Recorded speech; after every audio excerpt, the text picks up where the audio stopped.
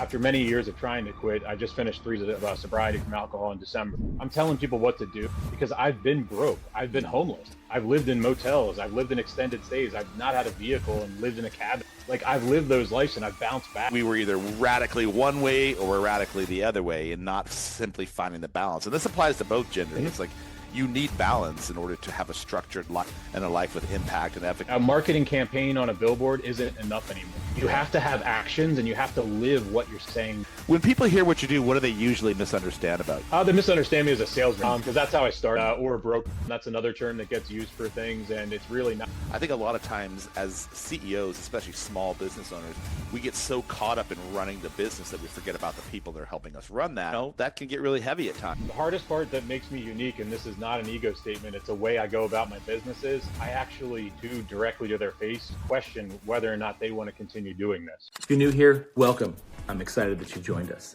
Every single week, I get to sit down with CEOs, leaders, founders, builders who are doing something really fantastic on the planet. They're building a business that's making a difference in other people's lives. And I get the opportunity to sit down and chat with them and learn how they're doing it, the lessons, the failures, the opportunities, and they're going to leave you and me every single week with some nugget, many nuggets actually, that you can integrate, implement into your business to do the same thing. So I'm glad you're here. Sit back, let's get into it. All right, welcome back to the Brand Laboratory. I guess it is Nate Fochtman. Am I saying that right? Fochtman.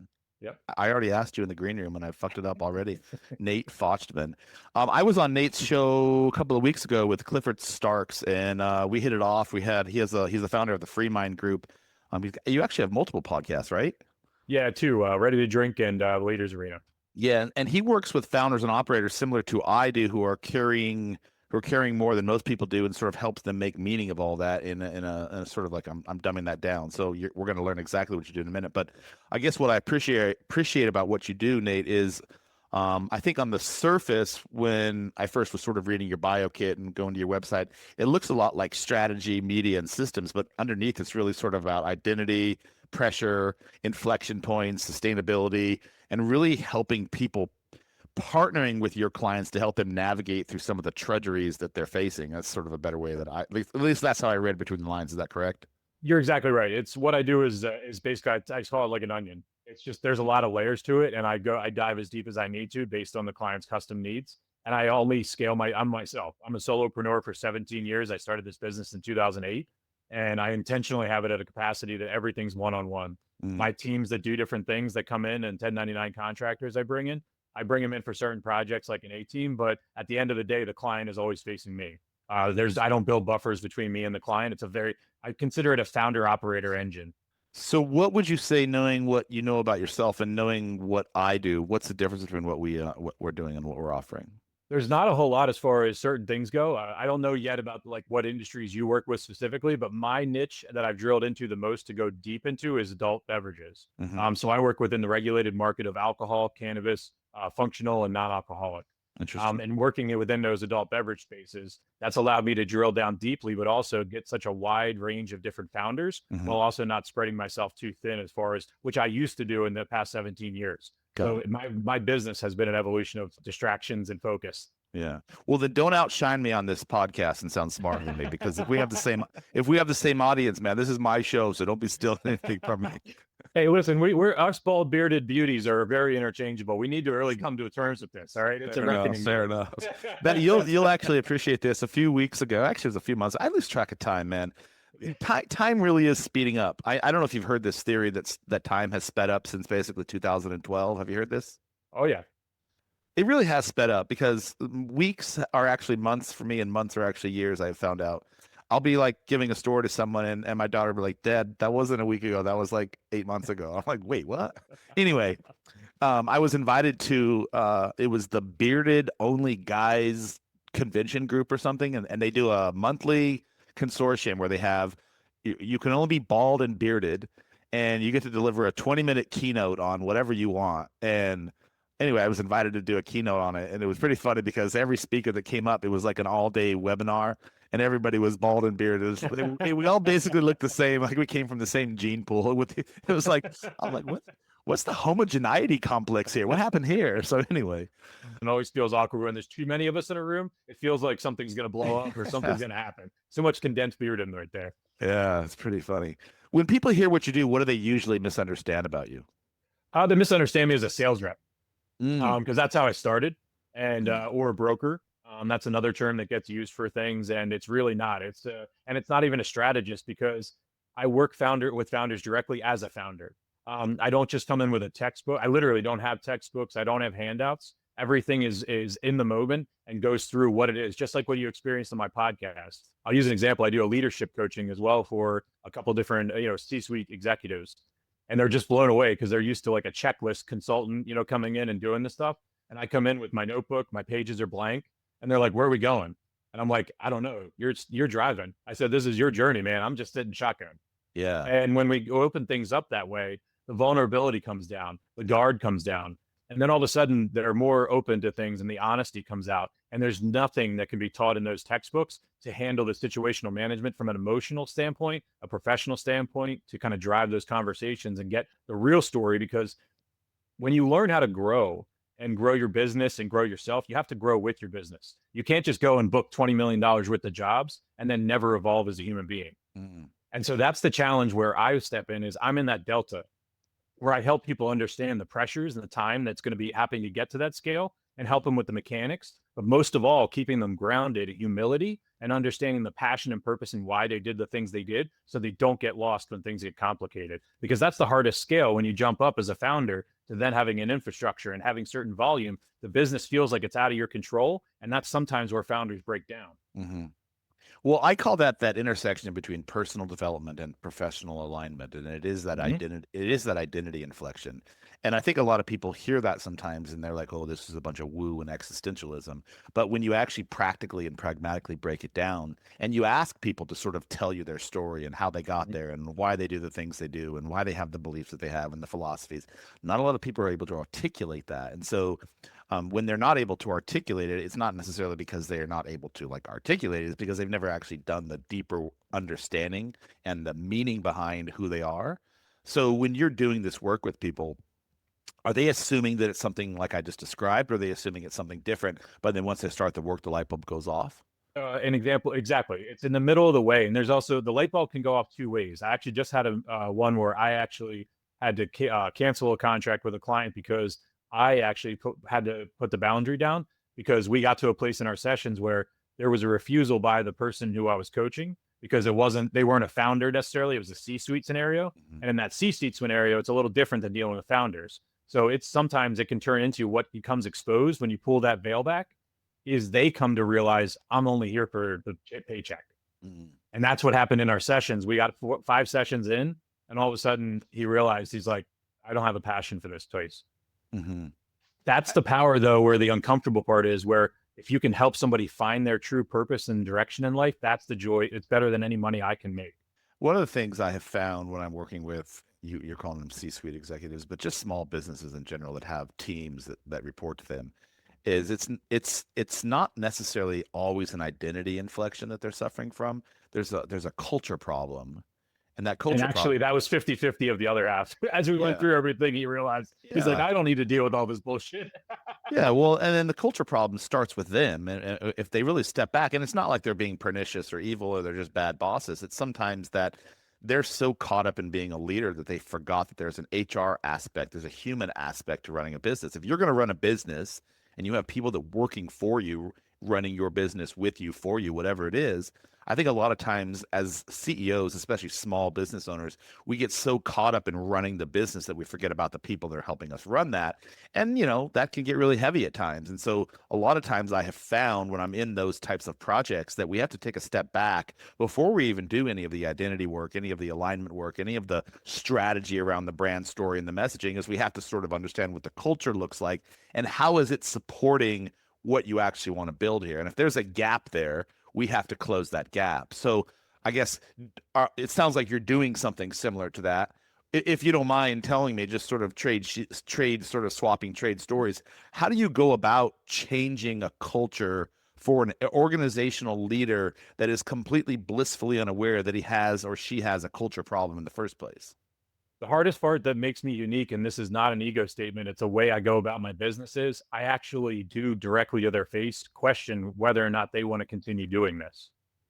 And when you ask a founder or somebody who's in a high level position and you question them and you put the mirror in front of them, there's times where founders have been like, you know what, I want to step back and be a chairman. I need to get out of the operations. That's the Band-Aid. So a lot of this comes from, for me personally, I learned how to do this through rehab and through sobriety and recovery.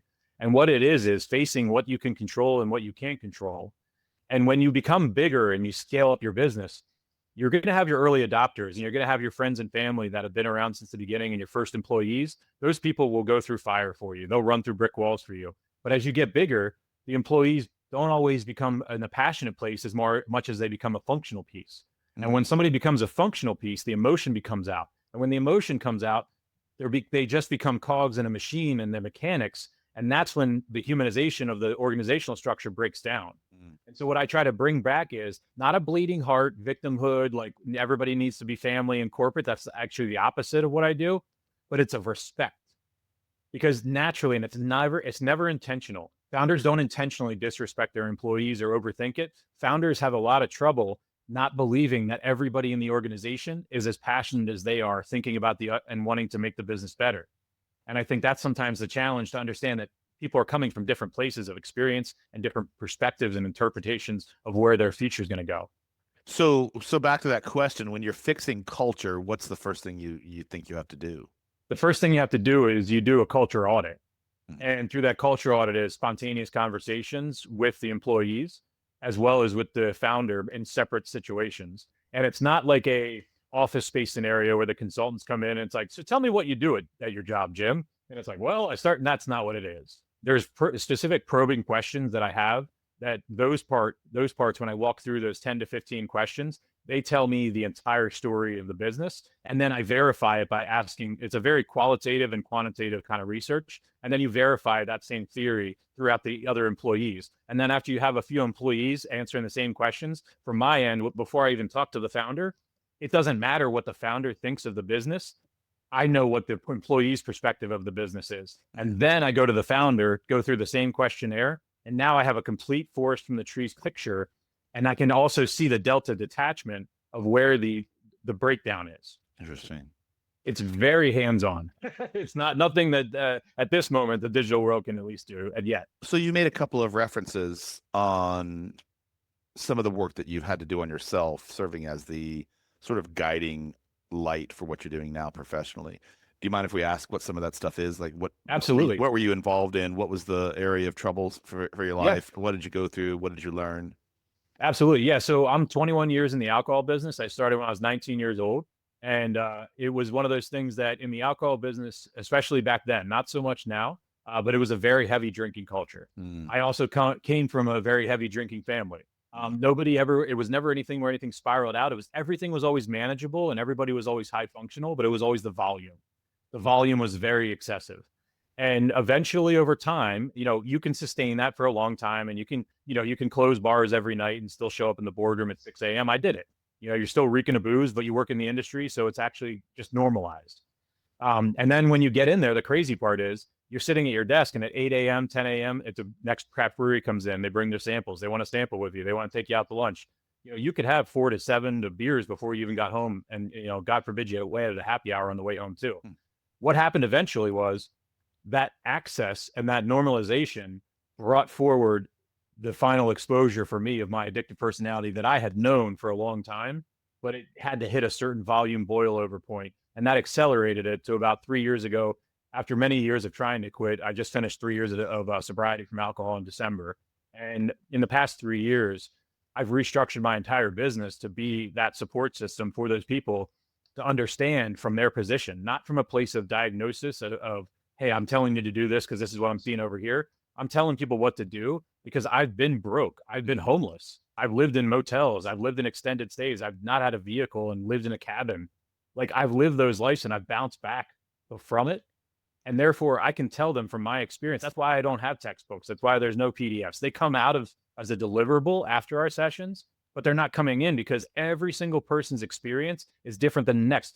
The joke is, in my world, those people that want to ostracize certain people and call them snowflakes, it's the truest statement ever, because we are all uniquely different. We have different curves, we have different things. And those little curves over the course of our life has changed our perspective and lens on our life. You and I could grow up in the same town, have shaved heads, be big burly dudes with beards, but we could see completely different time. We're not always going to see it. It's not going to be all day long, but there's going to be things where we can see them completely differently, and we'll never be able to see it until we set ourselves in each other's shoes and learn each other's story, so we can see how we got to those perceptions.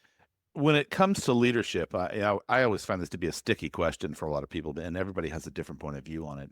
I'm curious more about how your view of leadership has changed as you've transitioned into this new role and after having those experiences that altered your life.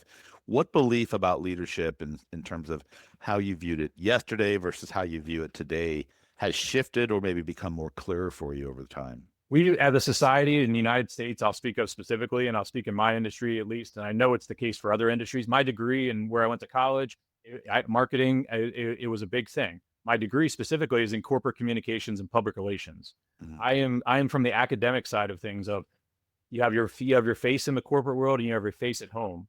That's how you lead. You tell people bullshit and you go home and say something completely different to your wife or your husband. That's the world we lived in. The veil is gone. That we used to sit here and we create these national campaigns and spend millions of dollars on authenticity and organic growth, but we were never really truly exposing ourselves. That's where this is different now. My free mind Nate is Nate, and Nate is free mind. And the thing about that is that's what we put forward. And when you get people to understand that you are everything in every part of your day, they can be their truer selves. And it sounds woo-woo and universal, and I get that. And I'm all about that stuff as well. But when it comes to a practicality, the bullshit of having a mask on and going to work and then coming home feeling differently, it's not sustainable. And I think as a society, we're becoming aware of that now, that we're like, I can't keep going for another 20 years of smiling at this guy and then taking a paycheck every Thursday. There's got to be something more in this life. The amount of stories I hear from people where it's that, and it's helping them guide that journey and understand you don't have to burn the bridge and burn the house down on the way out, but you really have to understand what it is that's going to drive you, because when there's no purpose and it's just a paycheck, that's the choice. Is, do you want to do it for the paycheck, or do you want to change your life and find something different? But knowing that changing your life is going to be hard as fuck. And that's the thing too, is being real with people and showing them and telling them stories. I'm very vulnerable in my sessions and tell people, here's this scenario, here's this where I did this, and here's where I screwed up on this. And that, I think, is enough as a society, and especially in leadership. The thing that makes it different is our words aren't enough anymore. A marketing campaign on a billboard isn't enough anymore. You have to have actions, and you have to live what you're saying now, because we are all so exposed that nobody's dealing with the bullshit anymore. That's a reason podcasts have become so popular, is because it brought there's a reason we don't see actors and actresses running podcasts. And I know no dig on that industry, but it's one of those things where it's like their career is built on being that type of character versus personal. So there's that natural guard of it. And I came from the theater side of things. I was in plays. That's why I'm not speaking ill of it. But that's a different way of living. Whereas now we just come on with no questions, no script, and we got to be real. So what I heard you say, if I may paraphrase that, is that it's not just a shift in how you work. It's sort of how you measure your own worth by how you're showing up inside the work. It's sort of like, is that a fair statement? Every hour of every day is the same. So what it is now it's the same decision. It's not, I got to do this for work anymore. It's like, I got to do this because I have to do this. So less you can't about separate them. Yeah. So it's less about carrying something or carrying everything, if you will, and more about building something that holds you in the sense that you are the brand. And that's ultimately the ultimate accountability. And that's what I think it is as well, is as leaders, we realized recently in the past few years, especially me, I realized that there's leaders that lead and follow and step in the foot and roll their sleeves up. And there's leaders that don't. And the leaders that don't are really good at the PR part. You know, we see this a lot in our society today, where it's like all of a sudden we find out all this information about people and we're like, holy shit. Well, it's like, well, no, they're just really good at the public image. And and that's where, when you blur those lines, that's when people become vulnerable. And that's when you truly can tell who's real and who's just a vapid individual that is just living. You've had these experiences that over time have shifted the way you view the world. They've shifted how you think. They've shifted how you operate. They've shifted in, how you philosophically believe things to be.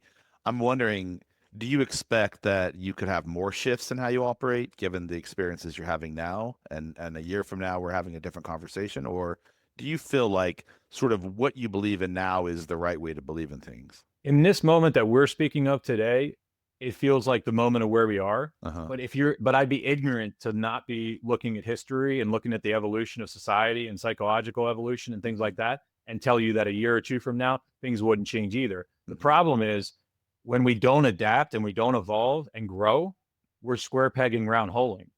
So if I was to tell you right now, yeah, I'll be doing the same thing 5 years from now, I can't even tell you the business would look the same way 5 years from now. But that's the niche I chose. See, that's the difference is that's not the same for every business. There are certain businesses, yeah, you can forecast, you can build security, but I choose to be in this place because there's a delta where I know that my experience has helped me so much to help other people in unique places where the universal textbook style stuff doesn't work for them. You're not one of those Bobs from The Office Space, is what I hear you saying. No, that's exactly what I mean. Is like it's the opposite of that, and I love that. That's why I made the joke at the beginning. I was like, "What do you say you do at your job every day?" Well, Bob, I don't do anything all day, stuff like that. And then Bob's just sitting there with his survey, and he's filling out his survey, and that's not me. Yeah, it's a funny movie. What are some of the next big decisions that you're working on right now? Right now is a shift from we were doing a lot of front end sales and distribution where we work with distributors, sell product in for different brands. And then in the past year, it's been a lot of shifting to this strategy and coaching and stuff like that. That has been an overwhelming amount of input inbound that people are like, I want this, I want this. And it started a couple of weeks ago with my LinkedIn, to be honest with you. I started actually writing in my newsletter that I'd started, a year ago, never did anything with, had like 700 people that I wasn't communicating to. And then a couple of weeks ago, I just started writing my thoughts every morning at 8 a.m. and putting it out there. And then people started sharing it a couple of weeks ago. And then all of a sudden the LinkedIn grew and it's like 40,000 a month of organic views and all this stuff. And I'm like, that's cool. And that's and I was always discouraged because I've been in social media my entire career. In 2008, I was standing in boardrooms with a suit on, trying to convince corporations in the alcohol industry to have Facebook pages. And I was literally laughed out of the rooms saying, but that's stupid. And look where we are now. And that was that resilience. I never gave up. And I've always been on social media, always using stories to sell and never selling anything, just showing people what it is that's there and letting people choose whether or not they want it and not caring if they didn't choose it. Yeah. I think a lot of people lose sight of the fact that it's called social media for a reason. And it's not a selling platform. Everybody knows we're out there to sell. I mean, come on. We're not just showing up on social media to share our voice for no reason. Like it's an implied logic. But if you come at it from, at least this is my point of view, and right, wrong, or indifferent. If you come at it from the point of view that you're just constantly bombarding people with selling something, it's just obtrusive. Like for me, social media is a tool to connect with people. It's a tool to share your little version of the world and how you operate and how you view things. And in the process of doing so, you connect with other people who also align with that. And those could become your clients, those become your friends, they could become podcast guests, etc. But the whole point is to position yourself in whatever area that you want to position yourself and then align with people who are sort of in that same congruent space. You agree or disagree? I 100% agree. And that's exactly the context to these newsletters. I'm not just writing articles about, here's what I think about this. I'm writing it in my direct, rough, gruff mentality, which is like, if you don't believe in this, I really don't care. And it's like, this is what I think of because of this. And that's what's drawing people in is it's actually retracting the people that aren't serious. And it's bringing in the people that are serious because they're like, oh, I like the way this guy talks. This guy's no bullshit. And because that's also important for me because in my relationships with my clients over the past 17 years, I've had relationships that I had to sever and disappear. And some of them were their fault and some of them were my fault because I didn't set the perception of myself correctly in the front. So when my real true self came out, they were taken back. And that was when that started happening, I saw the pattern. And that's when it was like, I got to just be myself from the jump, set the expectation, and then let that be the filtration. Cause I'm an intense guy. Like I'm very intense. And when I sign you on as a client, I'm your partner. Like I'm not just checking in on weekdays. I'm watching online, making sure nobody's talking shit about you. Like I'm in. And that's when that intensity, sometimes if you're not very self-confident and you're kind of a small dick syndrome, you don't like me. I repel those people and it becomes a very bad relationship when it ends and I accept it afterwards. And I know That's my fault, but not my fault that I need to change. That's my fault because I didn't set the expectation on the jump. Mm-hmm. You just took the show from no, this is not for kids only show episode. Thank you. You did it to me, by the way. I just realized that too. When MD is doing our shows, when he first started producing our shows on YouTube, he came back and he asked me the question, do I check this is not for this is for kids or not for kids? I was like, bro, did you listen to the episode? Yeah. What do you And think? actually, to be honest with you, don't cut it, because I want more men to hear other men say that. Yeah. I think more men need to understand that we're on to you. I started a men's group here in Charlotte for a variety of reasons. One of the things that I was uncovering, and I tend to work with a lot of men for whatever reason. One of the things that I was uncovering in the process is how lonely men are and how they don't have an audience, they don't have a platform, they don't have a group, they don't have a community. And there is a conscious attack on the, if I may be political for a minute, there is a conscious attack on the central male figure right now in Western society. And there's a lot of confusion on how men are supposed to show up. I mean, it's self-evident every single day. And I'm curious if you agree with that, first and foremost. And secondly, what's your take on that? So I have two takes on it. One is I completely understand the original cause, okay, of why that needed to occur.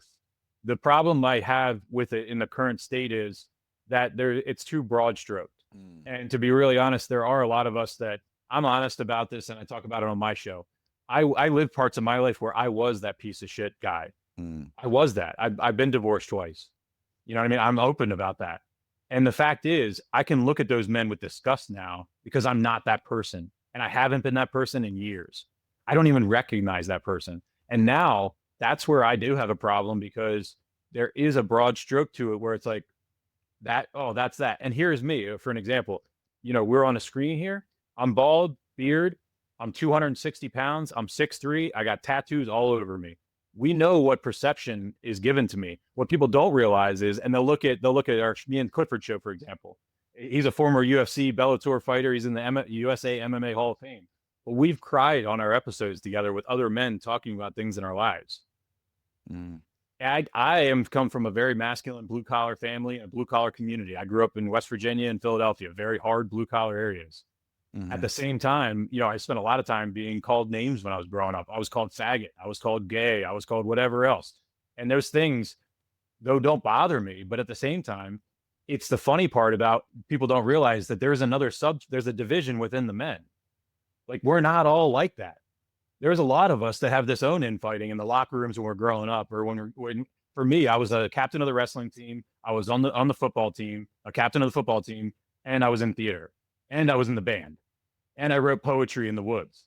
And other men were like, what the fuck? Like, what is going on here? And that's where we need more people to realize that, like, we're not great humans and we're not angels by any means, but there is a division within the men. And I think we are at the point now where we can stop broad stroking it and start more customizing the direction in which we project that stuff. Yeah, it's a much deeper conversation. I'd be interested to have that with you, because I think there's a lot of subtleties and nuances to it. It's not just a simple codification of trying to intentionally bring men down per se, but I think there are other layers that have added to it. And because of the confusion around it, I think it's actually sowing more anarchy between sort of the view of what we are and who we are, because men don't really know how to show up. And because of the sensitivity issue, we're not really sure what to say, what's our place anymore. We're trying to be, anyway, this is a separate conversation. So I won't go down that rabbit hole. No, but it is all important. And, you know, even I'll go back to make fun of myself in the dating world. You know, when I was in the dating space, I would be so slow to make any gestures or anything like that because of exactly what you said.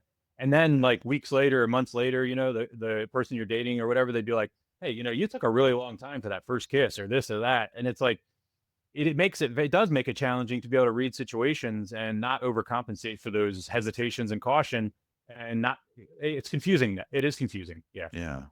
Well, it's a delicate balance. Either direction you look at, it's a delicate balance, right? You know, that masculine and feminine energy. I don't think a lot of men, we're going on to a different rabbit hole now, but I don't think a lot of men understand the necessity around having the balance of both feminine and masculine and sort of that yin and the yang. Because, I mean, if you were to bring it down to just one simple binary problem, that is the binary problem in of itself. Is like, we were either radically one way or we're radically the other way, and not simply finding the balance. And this applies to both genders, if I may be so bold to say. It's like you need balance in order to have a structured life and a life with impact and efficacy. You can't anyone who has a radical disposition one way or the other, as far as I'm concerned, is going off on a derailed track. But we can take this for a separate conversation. All right. Yeah, you're good. Yeah. This was a really grounded conversation. I appreciate you taking the time to jump on the lab with me today, man. Appreciate it. If people want to connect with you, what's the best way to find you? fmgstrategy.com. Check me out on LinkedIn, Nate Fochtman on LinkedIn, Free Mind Nate on social media, Instagram, Facebook, TikTok, and then on YouTube, the Free Mind group. And you see, I think there's like 700 videos on there now. And it's about my YouTube channel has been with me for most of my career. So if you really want to have some fun, and check me out when I used to book bands when I started the business, and I was in the back of the thing recording with remember the split cams, those white things? Yeah. Those videos are still on my YouTube. So if you want to scroll real far, go on back 10, 15 years on my YouTube channel. Well, so you were involved in the music industry, you said? That's how the business started. Is I booked live music and stuff like that, and then I started meeting distilleries and breweries while I was working in the industry, and then doing that. And then very quickly it turned into working directly with brands, distributors, and doing all this type of founder type stuff right off the bat. But yeah, I was booking bands around the Mid-Atlantic region, about 30 different bands. Yeah.